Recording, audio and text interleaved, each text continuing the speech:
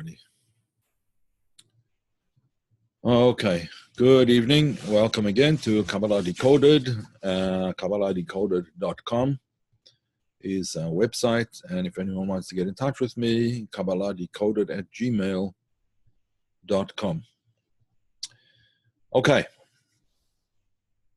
And you can write from it to me for any reason that you deem fit. I may not answer right away, but you are welcome to write. I do try and answer promptly, but depends on what I'm doing. Okay, we're recording, and we're about to begin the 5th tikkun of the 70 tikkunim in the work called the Tikkunei Zohar.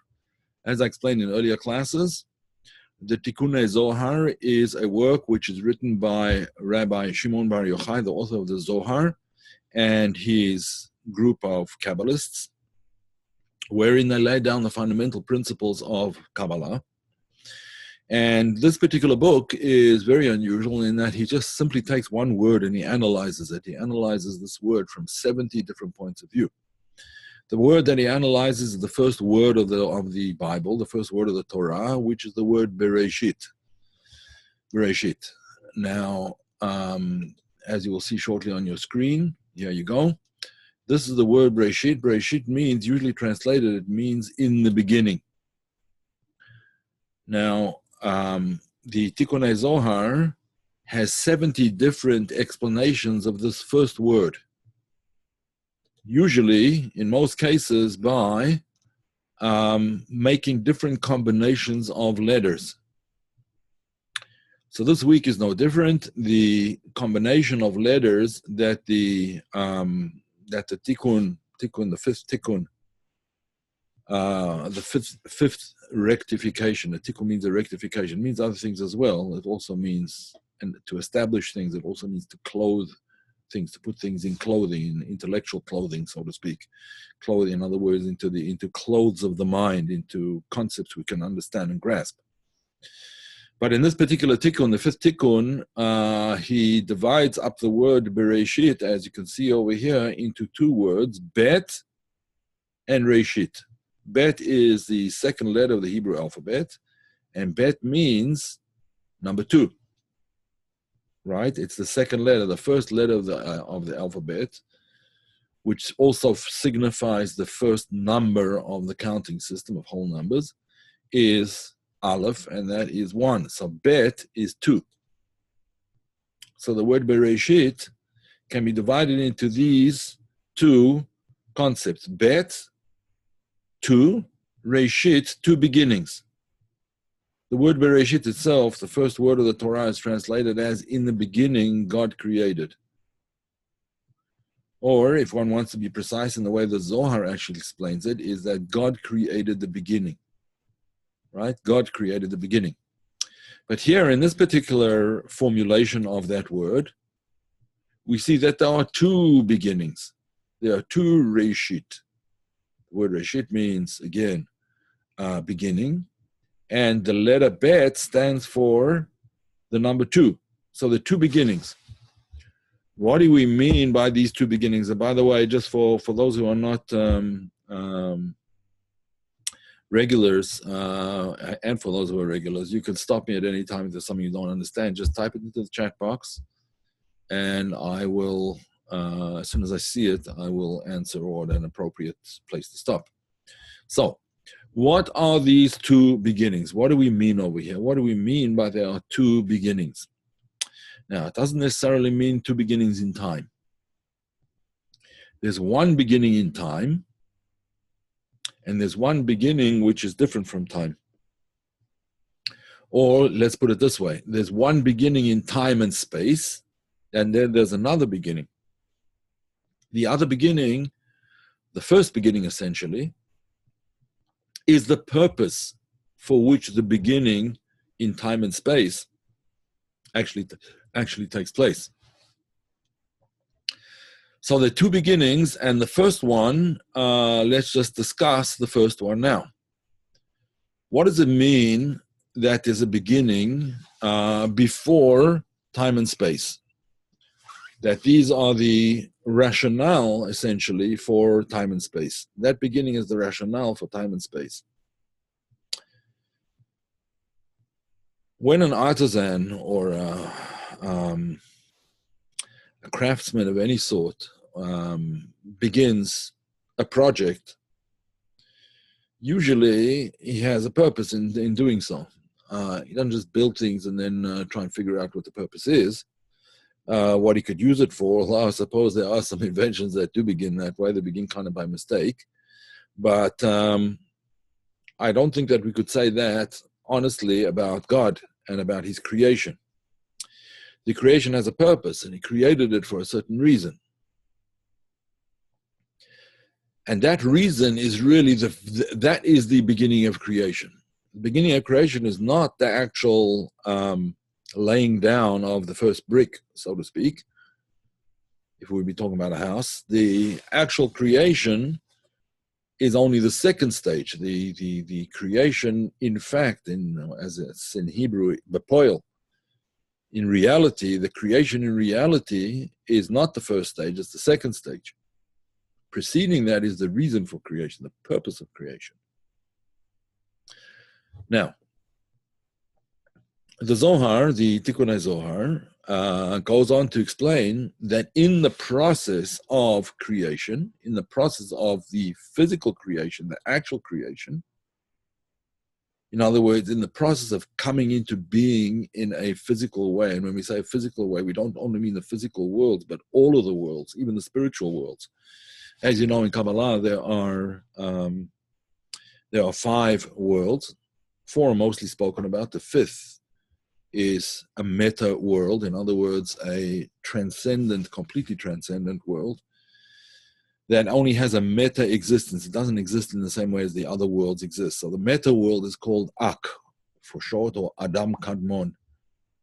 Right, Adam Kadmon, and then you have the world of Atzilut, the world of closeness, which is close to God, so to speak. You have the world of Bria, the world of creation, that only there does creation start to manifest itself as unformed existence. Then you have the world of Yetzirah, the world where existence starts to take shape and form. And then you have finally the world of Asiyah, the world of action. So again, it's the world of closeness, Atzilut, the world of creation, Bria, the world of formation, Yetzirah, and then the world of action.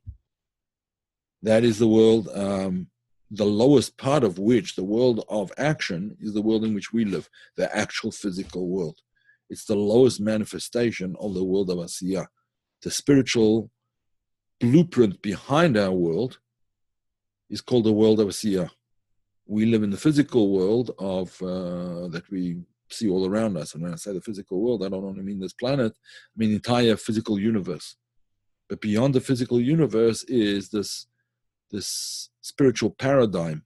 And I say spiritual, not in the sense that there's angels floating around or whatever, although that's not, I'm not denying that is the case, but that's not what we mean over here. What we mean is that it's a world which doesn't have time and space in the way that we understand it.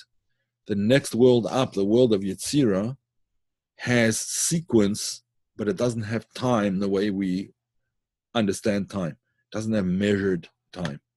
Only in this world do we have measured time. Then the world of Bria is already beyond time. The world of Atzilut is completely beyond time. It's not relevant at all. The whole concept of time is not relevant there at all. The world of Adam Kadmon, this meta world, the highest of the worlds, is obviously a completely transcendent world, transcending all time and space, etc. And that's why it's not spoken about that much in Kabbalah, at least in the Kabbalah that you'll come across generally in classes and things like that, because it is very esoteric and somewhat difficult to understand world, although the Arizal, Rabbi Yitzhak Luria, the most famous Kabbalist of the modern era, and the modern era began in like the 1500s, essentially, with him. So that, although he explains the world of Adam Kadmon at great length, mostly in most popularizations of Kabbalah, you won't find very much about that particular world. Again, because it's a meta world. Okay, so What are these two beginnings then? The two beginnings are essentially the beginning in time and space, which really starts off with the world, even though Bria transcends time and space, but nevertheless, it is the creation of existence, its actual creation. The word Bria is from the word bara, which means to bring into being, or to put it in another way, the word bara, again, this is from the word bereshit, bereshit. Bereshit also, if you have a look, let me just share the screen a second. The word bereshit is, you can divide it, instead of this way, you can divide it this way, and we'll talk about that on another occasion. Right, bara, the word bara means to create, right? But here he's divided it as follows. He's divided it as Beit Reshit. So what is this Bet? What are these two beginnings? Again, there's a beginning in terms of the worlds, and then there's a beginning in terms of purpose. The worlds were created with a purpose.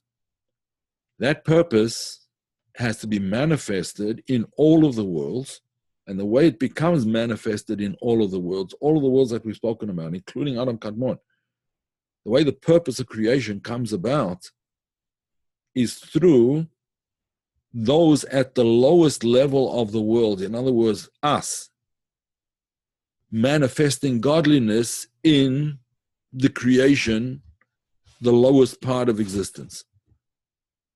Because when you draw something down all the way through to the end, all the way through to the lowest rung of existence, then it shines through in all of the worlds. And that's essentially what our task is. Our task is to reveal the purpose of creation. So the Zohar goes on to say that that word, Bereshit, is a hidden thought. In other words, when you see the manifest creation, the creation outside of us, when we look around and we look at the world, we don't necessarily see purpose in the world. We have to dig for that purpose. And therefore, says the Zohar, the Tikkunei Zohar, that purpose is manifested essentially as a closed letter, the letter Mem. Yeah, that's a closed Mem. Some letters have a double form. Those letters that have a double form are these over here.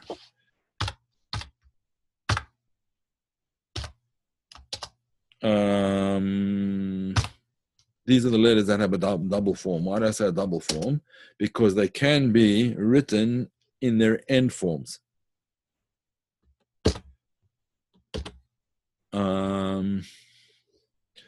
Let me just find it here. And that's the final form, actually. Let me change this to a kaf, and then you'll see it better. This is the final form, right? Mansepach, they're called, right? These letters are called Mansepach, which are the final letters. Only those letters have two forms. I'm not going to go into it now because it's not a grammar lesson. I just want to, for the sake of clarity and the sake of completeness, I just wanted to point that out to you. But what's important to us here is that the Zohar said that this purpose of creation comes to us like a mem, like the letter mem, which is this letter here, but the closed form of the mem. It's like a circle or a square, in fact, which has been closed. And the Zohar goes on to say that in that closed form, that within that closed letter is the dot of, that is the purpose. But the purpose is hidden from us, but that dot within the letter, so to speak, is closed. The Zohar then goes on to say that, wait a minute, Elijah, the prophet, by this time was no longer existing in a body. By the time of Rabbi Shimon Bar Yochai, Elijah lived in the first temple time, in the time of the first temple. Rabbi Shimon Bar Yochai lived probably 500-600 years later, 700 years later, by the time he lived through the destruction of the Second Temple. He lived at the time of the destruction of the Second Temple. In fact, even a little bit later than that. It was actually, I don't know if he actually lived during the temple times itself or just during the time that it was first destroyed. So Elijah, the prophet, comes as a disembodied soul to the discussions of Rabbi Shimon Bar Yochai, the Rashbi, and his students. And he sometimes joins in the discussion. So he asks this angelic Elijah the prophet, Elijah, who is now the angel Elijah, now asks Rabbi Shimon, but wait a minute, the word Bereshit over here begins with a bet. As you can see, a bet with a dot in it. It doesn't begin with a mem. And that bet is open. It's open-ended, right? It's open on one side. It's open on the left side of the letter. So how can you say that the purpose is closed? It's open. So Rabbi Shimon answers, now, it's not that Elijah didn't know the answer. Perhaps he didn't, but most likely he did. He just wanted to prompt him to explain this concept. So Rabbi Shimon does explain it. And he says like this, initially, the purpose of creation was closed. It took this form. It was in this form. But then, the side of the letter, this side of the letter, was removed. The side of the letter was removed, and that left an open letter. It left the letter open. And where did that side go down to? It went down below. It went down into the lower worlds. In other words, that line became the line of light, or the kav as it's called, the line of light that actually brings illumination into all of creation. That line of light, which is signified by the letter Vav in Hebrew, it's just like a line. It has a top to it, it has a head to it, but it is more or less just a straight line down. That line is in fact representative of the teachings of the Torah. The teachings of the Torah. Now, there are in some in some Torah scrolls, they are careful to write the Torah scroll with each column, besides for 6 columns, but with each column beginning with a letter, with this letter, to indicate exactly that that idea, that concept, that the Torah was to bring the line of light down into this world. That's what it did. What's that line of light? That line of light is a line of consciousness. It's the line of revelation. It's the line of prophecy, right? That extends from above to below, from above the higher worlds, and even transcending all of the worlds into the everyday world. So, says Rabbi Shimon, so now we have the bet exposed. It's open on one side. Meaning to say that even though the concept itself is a concealed concept, but it can be revealed. It can be revealed through studying the ideas that are presented in the teachings in biblical teachings.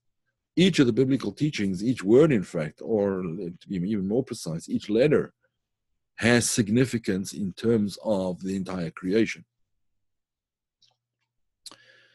The stories that are told in the Bible, the biblical stories, are not just stories, they're archetypal stories. There were many other things that happened that are not recorded in the Torah because they're not archetypal stories that have a lesson and a teaching for all generations to come. Only those that are included there are a teaching for all generations to come. And that teaching happens on many, many levels. As we said before, there are 4 worlds and actually a 5th meta world. And each of these worlds actually corresponds to a type of insight into the teachings that were presented. In other words, the teachings of the biblical teachings, the teachings of the Torah. The lowest level of these teachings, the one that corresponds to the world of Asiya, generally is understood to be the straightforward meaning, the straightforward understanding of the verses. It also has an impact on Jewish law, which has to be very specific and is designed to regulate life in this physical world in which we live. That's the lowest level. Then there's a deeper level, which is called the level of remez. Remez is where things are hinted at, but not yet completely exposed, completely explained. Things are hinted at, but not explained. Then there's drash, or drush, which means really the homiletical explanation of the Torah. Homiletical meaning a homily is like moral and ethical lessons. That corresponds to the world of Beriah, to the world of creation. The homiletical or the ethical understanding of the Torah. Then comes Sod. Sod is the secret teachings of the Torah. That corresponds to the world of Atzilut, to the hidden world. That corresponds to the world of hidden thought. And then there's the world that encompasses all of this, called the world of Adam Kadmon, and the Hasidic masters, and particularly the late Lubavitcher Rebbe, he wrote an essay, or actually he said it, and then it was written down later. He explained this concept that corresponds to the teachings that were given by the Baal Shem Tov. It incorporates and includes all of the other levels that we spoke about before, the paradise, the Pshat, Remez, Drush, and Sod. The straightforward, the hinted to, the homiletical, ethical, and the secret teachings, the mystical teachings of the Torah. It includes all of them and uses all of those forms to explain to us what the real inner, the absolute inner dimension of the Torah is all about. And essentially, the absolute inner dimension of the Torah is all about God. It's all about God and His purpose in creating this world. And the purpose in creating the world is that we'll be able to reveal that godliness. We should, in the lowest level, be able to reveal that godliness, and then the world itself becomes transformed into a place of holiness. From a place of what is essentially an unholy place, this world is said to be full of klipot. Klipot means the shells or the husks. Spiritual impurity. This world is full of spiritual impurity, which sometimes drags us with it into impurity, into wrong action, into wrong thinking, into wrong emotions. And the tikkun, the rectification of that, is to imbue every aspect of our lives with godliness in the best way that we can. And that is what this tikkun is all about. Don't think that the beginning of creation is just a creation. The whole creation has a purpose, and if you use it, and I use it, and everybody around us uses it, the creation in the right way, if we address it in the right way, and we use the creation in the right way, we use it for good, and we use it as a means to reveal godliness, then we'll be achieving the purpose for which we were created in the first place, the reason that we're here. So, to put it in a slightly different perspective, our existence here in this world is not just random existence. It's not random, and it's not meaningless. On the contrary, it is absolutely meaningful, and that meaning can and ought to be revealed by our actions and by how we go about things. So, for those atheists, let's say, or people who regard themselves as atheists, even atheists have all kinds of beliefs that they don't realize that they have. But anyway, let's not go there. We don't need to discuss that now. But even atheists who believe that there is no purpose. It's just a random sort of blip on the in the universe. This Earth is just a random blip in the universe. Even they have to admit that there's something remarkably orderly about our existence, because if there would be even slight variations in the basic physical laws of creation, we simply wouldn't be here. There's a book which you might want to look at. It's a very, very interesting book. I don't agree with the conclusion, but the first part of the book, where he describes there are 6 physical formulae or physical constants. It's called Just 6 Numbers is the name of the book, Just 6 Numbers. And he goes through the gravitational force and the electromagnetic force and so on and so forth. He goes through 6 different things, and he explains that they're all finely tuned for life. And if any of them would be a little bit different, we would not be here. Now, as far as we're concerned, that obviously shows that there's a purpose in creation. The creation is here purposefully, and had it been any different, we would not be here. Interesting. Okay, so the conclusion of the book is that he says, well, there may be other universes that we don't know about, where there are different laws. We can only say, he concludes, that our universe, the one that we live in, has these 6 mathematical properties, without which we wouldn't exist. But there may be other universes, and he goes into this whole theory of the multiverse, which we don't agree with. Where we do agree is that there's a multiverse in spiritual sense. In other words, there's the 5 worlds, that we just spoke about, the worlds of Yetzirah, of the world above us, the world of Asiya, the world of Yetzirah above us, and then Bria, and then Atzilut, and then Adam Kadmon. That's the multiverse that we agree with. But physical multiverses we don't agree on. There's no evidence that they in fact exist. Interestingly enough, I was listening to a lecture by a scientist. He's actually the head of artificial intelligence at Google. So he must be a pretty bright guy, as you can imagine. And his name is Ray Kurzweil, Kurzweil, I believe it is. E-I or I-E, Ray Kurzweil. Anyway, he speaks about, he's asked a question by the interviewer, do you believe that we're the only intelligent life in existence? And he gives a very, very interesting answer. And he says, yes, he does believe that is the case. Because had there been other intelligent life, in other words, life more intelligent than us, they would have somehow contacted us by now. So therefore, he believes that we are kind of alone in the universe. Now, I don't want to go into this. It's not my purpose over here to discuss scientific theories and so on and so forth. But it is interesting that even very, very rational and very non-religious, and the truth is I don't know his religious status, I have no idea, but he doesn't profess to be a religious person. He's certainly not a rabbi or a priest or an imam or anything like that.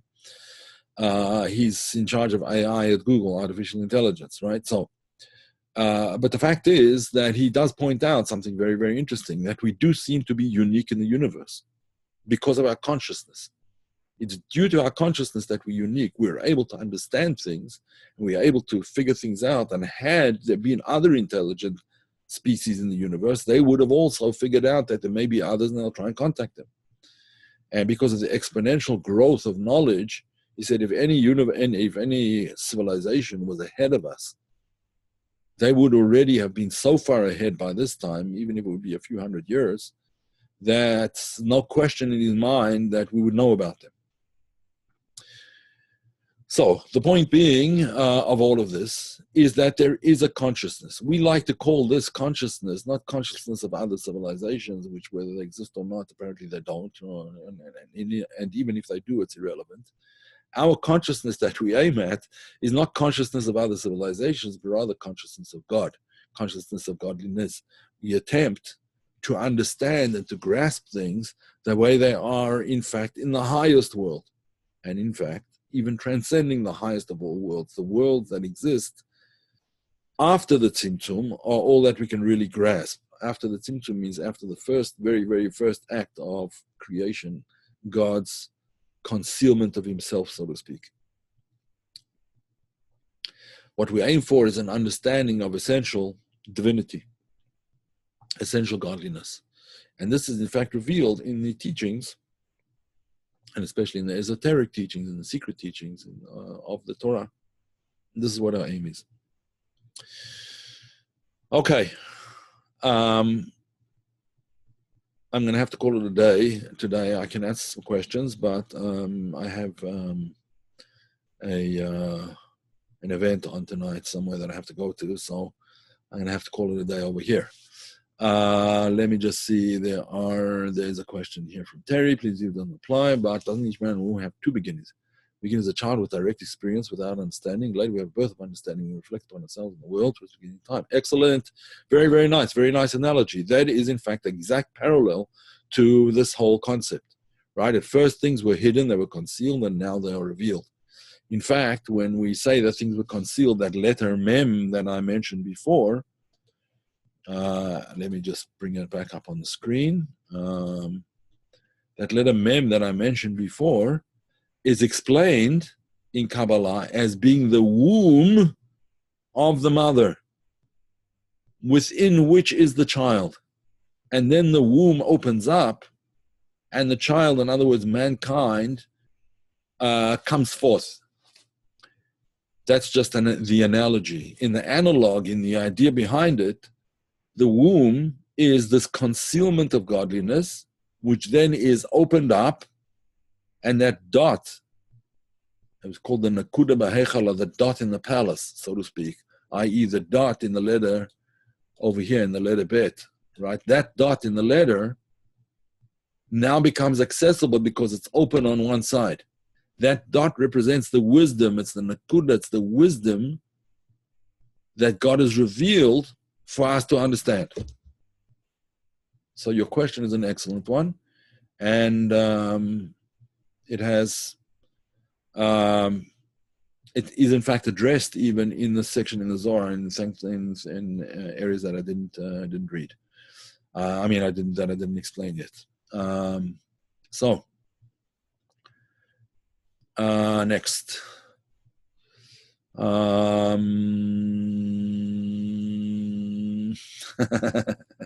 Well, thank you. I'm not going to say your name because you sent it privately, but thank you very much. Appreciate it. Okay, folks, are there any other questions?